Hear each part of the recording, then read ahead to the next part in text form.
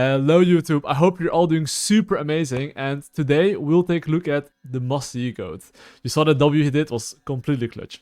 Anyway, he got a 77% win rate in Korean Challenger, and basically I'll break down what he does in teamfights, a bit about his thought process when he plays Master Yi, and the things you can apply.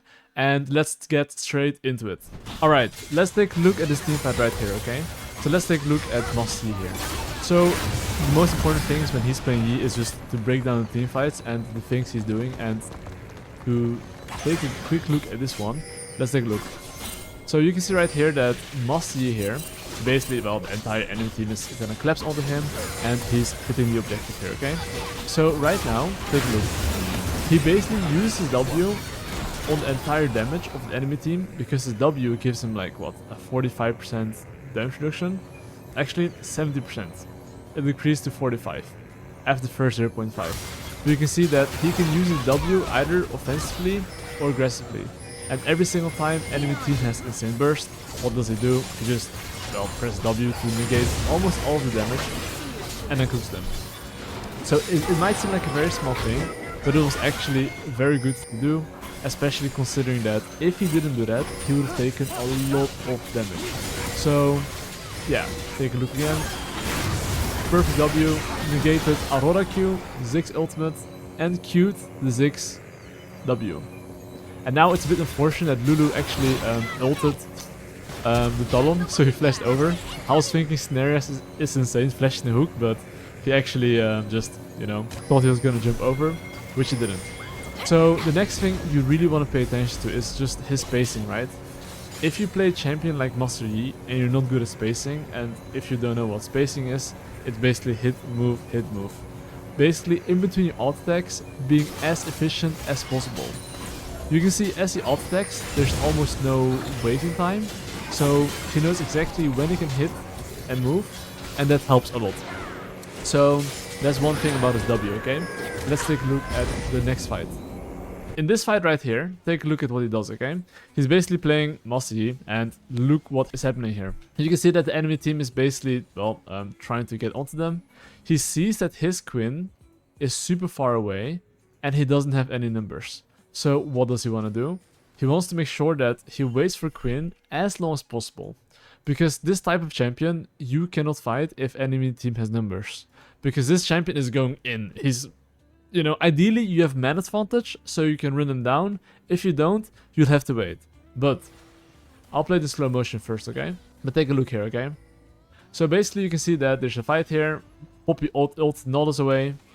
Poppy found an insanely good stun. He instantly goes in. Capitalize on that. One-shots the Talon as well. And then he basically kills the Aurora as well. But you can see as well, okay, here his spacing isn't as optimal, but generally speaking, the way he hits moves is like super clean. So that is something you should really be looking to do if you play Master Yi, which is focus really hard on your spacing by being able to hit, move, and think about numbers before you take a fight. Because you cannot win with Yi that easily if like you're not looking minimap and gouging whether you have numbers or not. Enemy here is 5, he's like 4 here basically, right? And his teammate is super far away. So you really want to be able to like think and look at numbers. That is very essential. And if you do that, it'll make your games so much easier, trust me. Actually, they were actually 3-man, sorry. They were actually not even 4-man. They played that as a 3-man. Ezreal was dead. I was like, wait, am I missing someone? But yeah, you can even see like they played -1 and still took the fight. But you can see how patient he is though, and just not giving the enemy team any range, and he's just waiting. And confident he can take this fight. And then he just plays the fight, of course, good, right? But I would say especially Poppy, he smurfed it. Okay, now take a look at next fight. So right now, basically, if you play Master Yi, and the moment you have your second item, he wants to stack his Gunso, which is this little bad boy here, okay? It basically gives him, you know, extra attack speed and applies on-hit effects twice. So every single time you have your second item, and you hit an objective, you're basically stacking your Gunso, so you're ready to fight. This is a fight where he starts the objective, but take a look at his spells. He has every single spell available, and he's using none of it. Do you see how this objective is just there and 3.5k HP? He doesn't care. In the end, you should focus on the fight and not on the objective. If you win the fight, you get the objective anyway. Do you see how Talon is like Wing the objective? I'm not sure if he's trying to get objective, but you can see here that Scenarios is very focused on the fight. Instead of him actually like, okay, now of course when it's very low, he tried to come back. But I really want to highlight that he's saving all of his spells, because in the end, if he gets an ace here, even if they get the objective, it doesn't matter. Because as Master Yi, if you manage to kill the enemy team, you manage to take the enemy camps. Trust me, even if you lose the Otacon, it actually doesn't matter. So in the end, you can see that he's trying to optimize, well, his resources and saving his spells for key fights. And a lot of people in lower elo would press their spells on the objective. Instead of doing that, you should think of the objective as a bait to fight and save all your spells for the fight. And because of that, of course, he has everything and, you know, the fight is going pretty smooth. Now let's take a look at another fight. So right now, basically, you can see that, once again, he's stacking his Gunso and seeing if he can do anything. He's not just gonna ult and run at him. That's not how the champion works. If you run at him, and Kai'Sa is running away as well, no one can follow, right? So ideally, he wants to fight in areas where he has control, which is this area, right? Of course, right now there's no objectives, and Poppy's fighting here, but take a quick look. Right now, as there's a fight, well, he's so fucking strong, I think he doesn't give a shit, but basically, he's hitting the ward, and then he just completely one-shots the Nautilus. Flashes over, just kills them here, and just build rates them.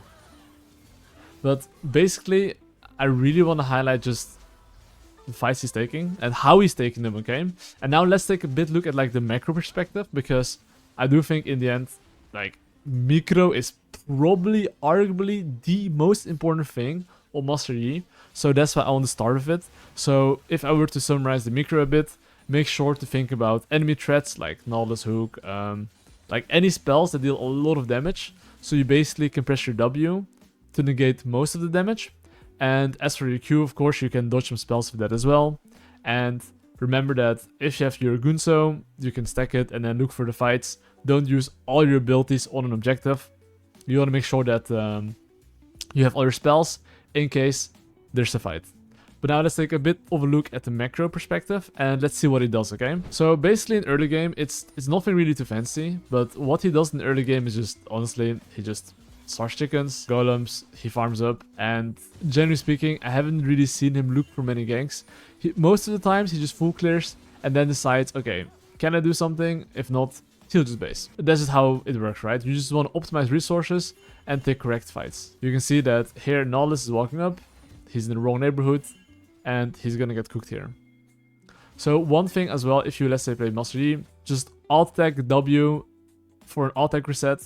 And that's what he always does, always, because it stacks your little tempo faster. And by you using alt-tag W, stacking little tempo, playing Master Yi, is kind of nice, right? But you can see here, basically his spacing, right? How he hits move is like super clean.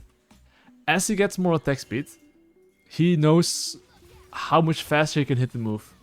You see? Hit, move, hit, move. It's very smooth, you see? Whereas in lower elo, they would like maybe stand a little bit longer still, whereas it's not necessary. But anyway, you can see here, after he like got a kill here, he's like, okay, well, I just got a kill, I want to optimize resources. So generally speaking, what he does is like, okay, I'll respawn all my camps, make sure I take them as soon as possible, and then look for a base. And of course, till then, this is just jungle fundamentals, but just jungle track, make sure your laners are not griefing, and then keep on farming. And generally speaking, in early game, that's most of the times what he's doing. It's very different compared to other champions. You just farm, play for your own resources, and then try to get objectives if you can, because the longer the game goes, the better, okay? Depends per team comp, but usually the better, okay? Here he started Drake, but his teammates decided to, int and do what they're doing here. So he had to back off. And then this little fight happened where you can see, one thing as well, you can see here in this small fight, right? He's trying to Q the Nautilus hook. If Lulu did an ultimate here, he anticipated a Nautilus hook, so he wanted to Q his hook. So you can see as well that in these small skirmishes, he's looking for that. And of course, spacing, amazing spacing. After this, I believe he trades kills here, but it is what it is, right? Or he didn't even trade kills. But that's a bit about his early game. I mean, it's very normal early games, right? Where you just farm, jungle track, take good fights if needed, and optimize resources. That's the most important thing. That's mostly what he does in early game. Let's take a look at how he plays side lane a little bit, okay? Take a look at this, okay? So basically, he is now 11 kills. He's super strong, and as Master Yi, you can teamfight, but ideally what you want to do is almost always clear your camps first and don't just go mid lane and fight. One thing Master Yi is super good at is like running people down on the side lane. If anyone of the enemy team is on the side lane, if he presses his ultimate and runs at them, I can promise you they're probably gonna die. And the lower he can chase, the better it is. So right now, instead of going mid lane, he's just pushing side lane to make sure that someone of the enemy team is gonna show here. When that happens, he can then group, and when he has man advantage, he can run people down. Otherwise, he cannot play the game. Right now, you can see that his teammates got caught here. So instead of like trying to defend the objective, he's just gonna push, get resources. If they come to him, he's gonna back off. If not, he could always decide to like continue to push, or now rotate towards the enemy team and try to collapse onto them. But now, he made sure to take all the resources, and essentially he's getting his item power spikes faster. If his team didn't die here, he could have collapsed and cleaned up and killed them, but yeah, they were just trolling, sadly. Yeah, now you can see that he can just run people down quite easily, and yeah, you can see like Aurora's trying to run, but he cannot. But generally speaking, that's how you want to play Master Yi as well. You ideally, before objectives, you want to actually like make a pick on the side lane if you can, or get man advantage. If you cannot do that, and you think you're not stronger in team fights, just cross map. If you play a scaling champion, why would you 50-50 a fight when as the game progresses, it'll be 60-40 for you? There's no reason to flip that, right? So those are kind of the key things you want to think about if you play Master Yi, and the things you want to work on, which is like your spacing, just thinking about how you want to use your W right, or even Q. So you'll have to think about the enemy threats. What is a big threat? What should you save your spells for? And if you think about those things and you review those things, you'll become a better Master Yi basically. So essentially, I would say that a lot of your time should be focused on reviewing how your team fights and just see how you optimize your resources. Because being greedy on this champion is a good thing. And then choosing the right fights. And yeah, that's basically it. And you guys should definitely check out Snares on his Korea trip. He's right now in Korea and he's ranked 130 or something. And he's there for like a few more weeks. So check out his Twitch and check out his socials. And shout out to Snares. But anyway, I wish all of you guys a nice, wonderful day. Hope you guys enjoyed the video and have a good one. Peace.